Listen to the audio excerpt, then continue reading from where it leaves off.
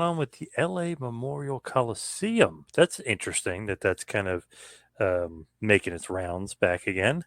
So yeah, this was a surprise. LA Memorial Coliseum is one of those like historic venues that just looks amazing, especially when it's full on television. Whether it's for a big California football game.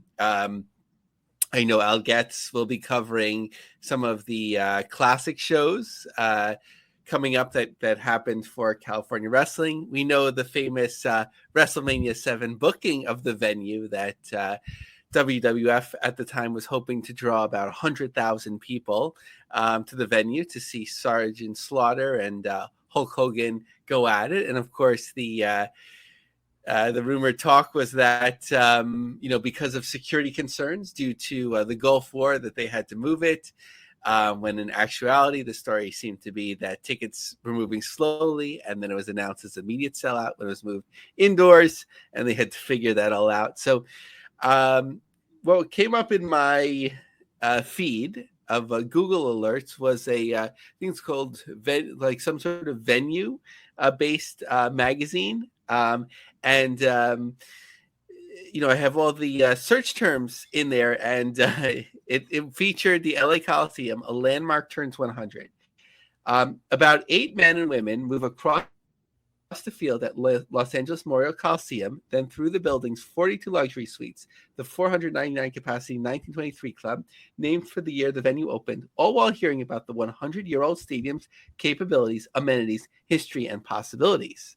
But this June visit is no $20 public tour. It's a contingent from a Lucha Libre wrestling outfit sizing up the place for a prospective booking. If all goes to plan, acrobatic masked luchadors will be soaring through the Coliseum's rarefied autumn air. The event would have to be slotted between the USC Trojans football games and the other concerts and special events that regularly take place at the Coliseum. So, I hadn't heard anything about Lucha Libre company, so I was like AAA, CMLL. There's some successful independent promoters around the country. Who was this? So thankfully, it didn't take long for the Twitter network to shed some light on this.